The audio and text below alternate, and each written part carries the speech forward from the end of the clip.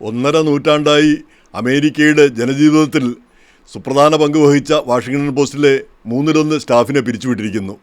അതിനെപ്പറ്റി senior correspondent, senior കോളമിസ്റ്റായ ഇഷാൻ തരൂർ, ശശി തരൂരിൻ്റെ പുത്രൻ, വളരെ വേദനാപൂർവമായ ഒരു കുറിപ്പ് പുറപ്പെടുവിച്ചിട്ടുണ്ട്. അപ്പോൾ ആ പത്രത്തിൽ 12 വർഷമായിട്ട് പ്രവർത്തിക്കുന്നതും അതിലെ സഹപ്രവർത്തകരുമായിട്ടുള്ള ബന്ധങ്ങളുമെല്ലാം അദ്ദേഹം ചൂണ്ടിക്കാട്ടുന്നു. വളരെ വേദനയോടെയാണ് ഈ തീരുമാനം, അതായത് പത്രത്തിൽ നിന്ന് പുറത്താക്കപ്പെടുന്ന ആ തീരുമാനം കേട്ടതെന്നും അദ്ദേഹം പറഞ്ഞു. അത് മറ്റുള്ളവരും അതേ സെൻറ്റിമെൻറ്റ് തന്നെയാണ് പങ്കുവെച്ചത്. അപ്പോൾ അത് ഓർത്തപ്പോൾ വളരെ സങ്കടം തോന്നി. ഈ ജെഫ് ബെസോസ്, അദ്ദേഹമാണ് ഈ പത്രത്തിൻ്റെ ഉടമ, ലോകത്തിലെ ഏറ്റവും വലിയ പണക്കാരിൽ ഒരാൾ, ഒരു കാലത്ത് ഏറ്റവും വലിയ പണക്കാരൻ, ഇപ്പോഴും അങ്ങനെ തന്നെ എന്നൊക്കെ പറയാം.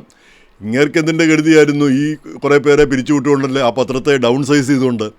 അതിനെ എക്സിക്യൂട്ടീവ് എഡിറ്റർ മാർക്ക് മറേ പറയുന്നത് ഇത് പത്രം ഒരു ബിസിനസ്സാണ്, അതുകൊണ്ട് ആ ബിസിനസ് രീതിയിലേ പോകാൻ പറ്റത്തുള്ളൂ, പൈസ ഒന്നും ഉണ്ടാക്കുന്നില്ലെങ്കിൽ പത്രത്തിന് മുന്നോട്ട് പോകാനാവില്ല എന്നാണ് പറയുന്നത്. അപ്പം സംഗതി വ്യക്തമായല്ലോ, പത്രം ഒരു ബിസിനസ്സാണ്. ആ ബിസിനസ്സിന് നിലനിൽക്കണമെങ്കിൽ പണം വേണം, പണമില്ലെങ്കിൽ ആ പത്രം അടച്ചുപൂട്ടും. അപ്പോൾ പത്രധർമ്മമൊന്നുമല്ല പ്രധാനപ്പെട്ട കാര്യം. ഏറ്റവും പ്രധാനപ്പെട്ട കാര്യം പണം തന്നെയാണ്. പണം കിട്ടിയാലേ പത്രം നിലനിൽക്കുകയുള്ളൂ. പണമില്ലെങ്കിൽ പത്രം നിലനിൽക്കില്ല. പത്രധർമ്മം രണ്ടാമത്തെ കാര്യമാണ്.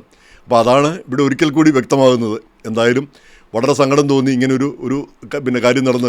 കാരണം ആരുടെയെങ്കിലും ജോലി പോകുന്നത് നമുക്ക് സുഖമുള്ളൊരു കാര്യമല്ലല്ലോ, നമുക്ക് സന്തോഷം തോന്നുന്ന ഒരു കാര്യമല്ല.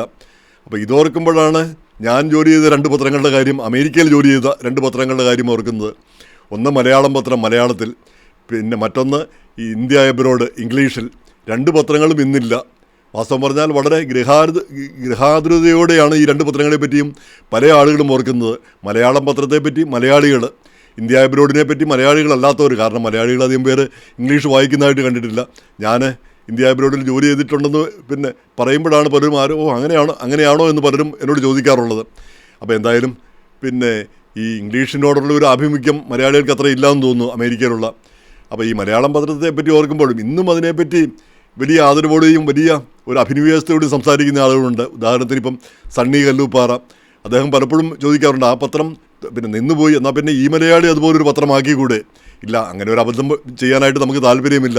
കാരണം ഇത് പ്രിൻ്റ് ചെയ്യണം, പ്രിൻ്റ് ചെയ്യുന്നതിന് പണം വേണം, അത് തപാലിൽ അയക്കുന്നതിന് അതിൽ കൂടുതൽ പണം വേണം. എന്നാൽ തന്നെ വരിസംഖ്യ കിട്ടുമോ? ആരെങ്കിലുമൊക്കെ വരിസംഖ്യ തന്ന് ഈ പത്രം വാങ്ങുമോ?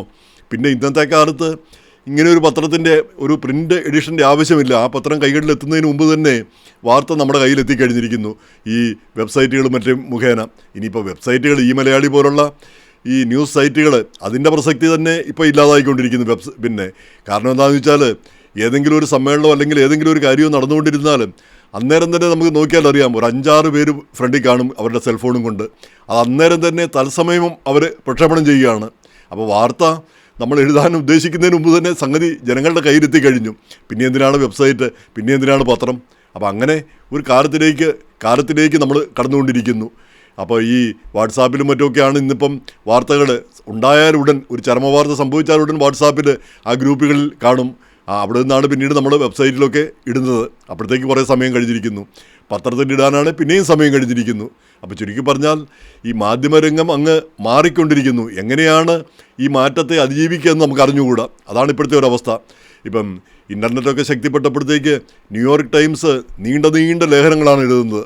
നേരെ മറിച്ച് മലയാള മനോരമ പത്രം നോക്കണം, അത് അതിശയം തോന്നും. 1.5 ഇഞ്ച് വാർത്തകൾ, 1/2 ഇഞ്ച് 1.5 ഇഞ്ച്, ഇതാണ് മനോരമയിലെ വാർത്തകളുടെ നീളം, ആ ദൈർഘ്യം. അതിൽ കാര്യങ്ങളെല്ലാം ഉണ്ട്. ആ ചുരുങ്ങിയ വാക്കുകളിൽ, ചുരുങ്ങിയ സെൻറ്റൻസിൽ കാര്യങ്ങളെല്ലാം അവർ പറഞ്ഞിരിക്കുന്നു. അങ്ങനെ നാനാവിധമായ വാർത്തകളും എല്ലാവിധ കലാപരിപാടികളും ഉള്ള ഒരു പത്രമായിട്ട് മനോരമ മാറിയിരിക്കുന്നത്. മനോരമയ്ക്ക് മാത്രം കഴിയുന്നൊരു കാര്യമാണ്. എത്ര പ്രതിസന്ധി വന്നാലും മനോരമയ്ക്കൊരു കേടും വരില്ല എന്നാണ് എനിക്ക് തോന്നിപ്പോകുന്നത്. കാരണം അത് വ്യത്യസ്തമായൊരു പത്രമാണ്. സാധാരണ നമ്മൾ കരുതുന്നത് പോലെയുള്ള ഒരു പത്രമല്ല. അപ്പോൾ അത് കൈകൊണ്ടൊന്ന് പിടിക്കണം എന്ന് തോന്നാത്ത മലയാളികൾ ഉണ്ടാവാൻ വഴിയില്ല. എന്തായാലും നമ്മൾ ഈ അമേരിക്കയിലേക്ക് വരുമ്പോൾ ഈ മലയാളം പത്രം നിന്നുപോയി. ഒരു കാലത്ത് നമ്മളെല്ലാം കൂട്ടിയോജിപ്പിച്ച കണ്ണിയായിരുന്നു മലയാളം പത്രം. ആ മലയാളം പത്രം കാത്തിരിക്കുക, ആഴ്ചയിൽ 1 വീതമുള്ള ആ തപാലിൽ കാത്തിരിക്കുന്നത് ആളുകൾ ഇന്നും ഓർക്കുന്നു. എന്ന് മാത്രമല്ല, പത്രം വരാനായിട്ടൊന്ന് താമസിച്ച് കഴിഞ്ഞാൽ പിന്നെ പത്രം ഓഫീസിലേക്ക് ജേക്കബ് റോഹിയെയും കൊച്ചുമോനെയും ഒക്കെ വിളിച്ച് നിരന്തരം വരട്ടുന്നത് ഞാൻ കണ്ടിട്ടുമുണ്ട്. പക്ഷേ എന്തുകൊണ്ടോ നിർഭാഗ്യവശാൽ ആ പത്രം നിന്നുപോയി. അപ്പോൾ നിന്നുപോയത് എന്തുകൊണ്ടെന്ന് ചോദിച്ചാൽ അതിന് പല പല കാരണങ്ങളുണ്ട്. പ്രധാനമായിട്ടും സാമ്പത്തിക വശങ്ങൾ. കാരണം നമുക്ക് ഒരു പത്രമോ ഒരു മാധ്യമ സ്ഥാപനമോ അമേരിക്കയിൽ കൊണ്ടു നടക്കുക എളുപ്പമുള്ള കാര്യമല്ല. അതിന് മാത്രമുള്ള ഒരു വരുമാനം നമുക്ക് കിട്ടുന്നില്ല. എങ്ങനെ പത്രങ്ങൾക്കൊന്നും പൈസ കൊടുക്കേണ്ട, മാധ്യമപ്രവർത്തകർക്കൊന്നും പൈസ വേണ്ട എന്നുള്ളൊരു ചിന്താഗതിയിലാണ് അമേരിക്കക്കാർ ജീവിക്കുന്നത്. എന്തുകൊണ്ടാണോ അങ്ങനെയെന്ന് അറിഞ്ഞുകൂടാ. ബാക്കി എല്ലാ കാര്യത്തിനും പണമുണ്ട്. പക്ഷേ പത്രങ്ങൾക്കോ മാധ്യമങ്ങൾക്കോ 10 പൈസ കൊടുക്കുന്ന കാര്യത്തിൽ യാതൊരു താല്പര്യവും കാണിക്കുകയില്ല സംഘടനകളും മറ്റ് പള്ളിയായാലും അമ്പലമായാലും ഒരു കാര്യവും. അതാണ് നമ്മൾ പൊതുവെ കണ്ടുവന്നിരിക്കുന്നത്. മാധ്യമങ്ങൾ പത്രക്കാർ ജീവിക്കേണ്ട എന്നാണ് ജനത്തിൻ്റെ ആഗ്രഹമെന്ന് സുനിൽ ട്രേസാർ പലപ്പോഴും പറയുന്നത് ഞാൻ കേട്ടിട്ടുമുണ്ട്. അപ്പോൾ അതാണ് ഒരവസ്ഥ. അപ്പോൾ അത് ഈ സാമ്പത്തിക വശമാണ് മലയാളം പത്രത്തെ ബാധിച്ച ഒരു കാര്യം. പിന്നെ പല കാര്യങ്ങൾ അന്നേരത്തേക്ക് ഇൻ്റർനെറ്റ് ശക്തിപ്പെട്ടു. ഈ വാർത്തയ്ക്ക് പ്രസക്തി ഇല്ലാതാവുന്ന ഒരു സ്ഥിതി വന്നു. ഒരാഴ്ച കഴിഞ്ഞ് ഇന്ന് സംഭവിക്കുന്ന ഒരു ചരമവാർത്ത ഒരാഴ്ച കഴിഞ്ഞ് കണ്ടിട്ട് കാര്യമില്ലല്ലോ. അപ്പോഴത്തേക്ക് ഈ ശവസംസ്കാരം എല്ലാം കഴിഞ്ഞിരിക്കും. അപ്പോൾ ആ തത്സമയം കൊടുക്കുന്ന ഒരു സ്ഥിതി ഇൻ്റർനെറ്റിലൊക്കെ വന്നു. അതും മാറി. ഈ തത്സമയത്തിന് പകരം ആ സംഭവിച്ചുകൊണ്ടിരിക്കുമ്പോൾ തന്നെ കാര്യങ്ങൾ ജനങ്ങളുടെ കയ്യിലെത്തുന്ന സ്ഥിതിയിലേക്ക് സ്ഥിതി മാറിയിരിക്കുന്നു. അപ്പോൾ അതാണ് ഇന്ന് വന്നുകൊണ്ടിരിക്കുന്ന ആ മാറ്റം. അപ്പോൾ ഈ മാറ്റത്തിനിടയിൽ മാധ്യമങ്ങൾക്കൊക്കെ നിലനിൽക്കുക വലിയ പ്രയാസമുള്ള കാര്യമാണ്. പ്രത്യേകിച്ച് ഈ TV. ഇന്നിപ്പോൾ പണ്ടൊക്കെ നമ്മൾ ഈ 24 ചാനൽ TV ഉണ്ട്. ഇടയ്ക്കിടയ്ക്ക് അത് കാണാനായിട്ട് നമുക്ക് വലിയ താല്പര്യമായിരുന്നു. പക്ഷേ ഇന്നിപ്പോൾ എത്ര പേര് ആ TV-ക്ക് മുന്നിലിരുന്ന് TV കാണുന്നുണ്ട്? നമ്മളെല്ലാവരും നമുക്ക് ആവശ്യമുള്ള സെഗ്മെൻറ്റ് യൂട്യൂബിൽ കാണും. അല്ലെങ്കിൽ അവർ യൂട്യൂബിലോ അല്ലെങ്കിൽ അവരുടെ ചാനലിൽ അതാത് സെഗ്മെൻ്റ് ഇടും. അത് മാത്രം നമ്മൾ പോയി കാണും.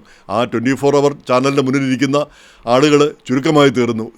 ബാക്കി ഈ ചാനലിൻ്റെ മുന്നിലിരിക്കുന്ന ആളുകളിൽ കൂടുതൽ പേരും ഈ എൻ്റർടൈൻമെൻറ്റ് ചാനലിൻ്റെ മുന്നിലാണ് ഇരിക്കുന്നത്. മഴവിൽ മനോരമയിലോ അല്ലെ ഫ്ലവേഴ്സ് TV-യിലോ അല്ലെ ഏഷ്യാനെറ്റിൻ്റെ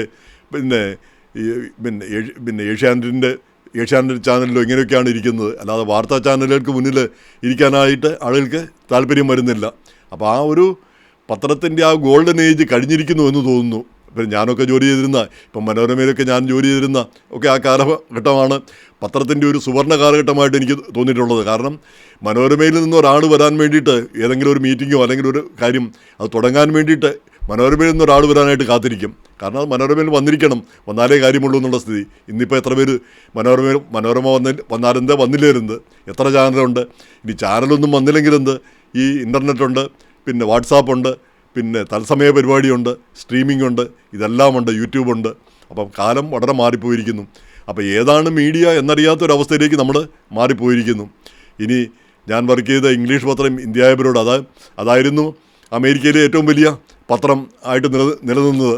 1974 71 മറ്റോ തുടങ്ങിയതാണ്.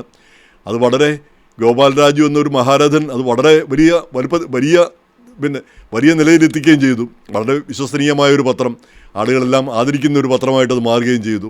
പക്ഷേ നിർഭാഗ്യവശാൽ അദ്ദേഹത്തിൻ്റെ അവസാന കാലമായപ്പോഴത്തേക്ക് ആ പത്രം റീഡിഫിന് വിറ്റു. റീഡിഫ് വേറൊരു കമ്പനിക്ക് വിറ്റു. ഇങ്ങനെ പലവട്ടം കൈമാറി. ആ പത്രത്തിൻ്റെ ചിന്താഗതികളും അതിൻ്റെ കാര്യങ്ങളെല്ലാം മാറിപ്പോയി. ആളുകൾ അപ്പോഴത്തേക്ക് ഇൻ്റർനെറ്റും ശക്തിപ്പെട്ടു. പത്രത്തിന് സർക്കുലേഷൻ കുറയാൻ തുടങ്ങി, വരുമാനം കുറയാൻ തുടങ്ങി. അങ്ങനെ ഒടുവിൽ ആ പത്രവും നിലച്ചുപോയി. അത് ഏകദേശം ഒരു 7 വർഷത്തോളം ആയി. ഈ മലയാളം പത്രം നിന്നിട്ടൊരു 10 വർഷമായി. ഈ 2 പത്രത്തിലും ഞാനിവിടെ വന്ന കാലം മുതൽ 2 പത്രത്തിലും വർക്ക് ചെയ്തിരുന്നതാണ്. നിർഭാഗ്യവശാൽ അവയൊന്നും ഇന്നില്ല. വളരെ ദുഃഖത്തോടുകൂടി ഓർക്കുന്ന ഒരു കാര്യമാണ് അവയൊക്കെ നഷ്ടപ്പെട്ടു പോയല്ലോ, ഇല്ലാതായി പോയല്ലോ എന്ന്. അത് ഇല്ലാതാകാനുള്ള പ്രധാന കാരണം ഈ സാമ്പത്തിക വശം തന്നെയാണ് ഇവിടെ. കാരണം അതിനിപ്പോൾ ആരെയും നമുക്ക് കുറ്റം പറയാനാവില്ല. ഇവിടെ അതിന് മാത്രമുള്ള ഒരു ജനസംഖ്യ നമുക്കില്ല. ഇപ്പോൾ മലയാളികളാണെങ്കിൽ ആ ജനസംഖ്യ കുറവാണ്. ഇന്ത്യക്കാരാണെങ്കിൽ ഉണ്ടെങ്കിൽ കൂടി ഒരു വലിയ പത്രം നിലനിർത്താനുള്ള അതിന് മാത്രമുള്ള ഒരു ജനസംഖ്യയില്ല. രണ്ടാമത്തെ കാര്യം, മലയാളികൾക്കിടയിൽ ഈ പരസ്യങ്ങൾ നൽകാനോ അങ്ങനെയൊക്കെയുള്ള ആളുകൾ വളരെ കുറച്ച് പേർക്കാണ് പരസ്യങ്ങൾ ആവശ്യമുള്ളത്. ഇപ്പോൾ ഒരു ഗ്രോസറി സ്റ്റോറിനോ അല്ലെങ്കിൽ ഒരു ഹോട്ടലിനോ ഒരു റെസ്റ്റോറൻറ്റിനോ അവരെന്തിനാണ് പരസ്യം കൊടുക്കുന്നത്? അവർക്ക് ലോക്കലായിട്ടുള്ള കുറച്ച് പേരെ മാത്രം കാണേണ്ട കാര്യമാണിത്. അപ്പോൾ അങ്ങനെ വരുമ്പം ഈ വലിയ വ്യവസായങ്ങളൊന്നും നമുക്കില്ലാത്തത് കൊണ്ട് പരസ്യങ്ങളും വരുമാനവും കിട്ടാത്ത അവസ്ഥ വരുന്നു. അപ്പോൾ ഈ മലയാളിക്കൊക്കെ അത് ബാധിക്കുന്ന കാര്യമാണ്, നമ്മളെയൊക്കെ ബാധിക്കുന്ന കാര്യം. അപ്പം പത്രങ്ങളുടെ എല്ലാം നിലനിൽപ്പ് തന്നെ വളരെ അപകടത്തിൽപ്പെട്ടിരിക്കുന്നു. അപ്പം പത്രങ്ങളില്ലെങ്കിൽ പത്രധർമ്മമില്ല. പത്രം ഉണ്ടാകണമെങ്കിൽ പത്രത്തിന് പണം വേണം, വരുമാനം വേണം. അപ്പോൾ വരുമാനമില്ലെങ്കിൽ പത്രധർമ്മവും തീർന്നു. അപ്പോൾ അത് പത്രങ്ങളില്ലെങ്കിൽ ജനാധിപത്യം തകർച്ചയിലുമായി. ജനാധിപത്യത്തിൽ ആരും ഈ 4-ാം തൂണ് ആരും ചോദിക്കാനും പറയാനുമില്ലാത്ത അവസ്ഥ വരും. അപ്പോൾ അങ്ങനൊരു കാലത്തിലേക്കാണോ നമ്മൾ പോകുന്നത്? ഇപ്പം ഈ വാളെടുത്തവരെല്ലാം വെളിച്ചപ്പാടുന്ന നിലയിൽ ഇപ്പോൾ പത്രക്കാരായിട്ട് നടക്കുന്ന നമുക്ക് കാണാം. കാരണം ഒരു സെൽഫോൺ ഉണ്ടേ മതി, അത് വെച്ച് ഞെക്കിയാൽ മതി, അന്നേരം തന്നെ അവൻ പത്രക്കാരനായി. അവനത് യൂട്യൂബിലും പിന്നെ ഫേസ്ബുക്കിലൊക്കെ ഇടുമ്പം കാര്യങ്ങൾ ജനങ്ങൾ അന്നേരം അറിഞ്ഞു കഴിഞ്ഞിരിക്കുന്നു. അപ്പോൾ അങ്ങനെയൊരു കാലത്തിലാണ് നമ്മൾ ജീവിക്കുന്നത്. അപ്പോൾ പത്രങ്ങളുടെ നമുക്കറിയാവുന്ന തരമുള്ള പത്രങ്ങളുടെ പ്രസക്തി ഇല്ലാതാവുന്നു. ഇനിയിപ്പോൾ കണ്ടൻറ്റ് അന്നും ഇന്നും ഒരുപോലെ തന്നെ, പക്ഷേ അതെങ്ങനെ ജനങ്ങളിൽ എത്തുമെന്നുള്ളതാണ് നമുക്കിനി അറിയേണ്ടിയിരിക്കുന്നത്. അതിപ്പോൾ ഏത് മീഡിയയാണ് നിലനിൽക്കാൻ പോകുന്നതെന്നാണ് ഇനി നമുക്കറിയേണ്ടിയിരിക്കുന്നത്. അതൊരു പക്ഷേ 10-20 വർഷം കൊണ്ട് അത് ഉരുത്തിരിഞ്ഞ് വരുമായിരിക്കും അടുത്ത തരത്തിലേക്കുള്ള കാര്യങ്ങൾ.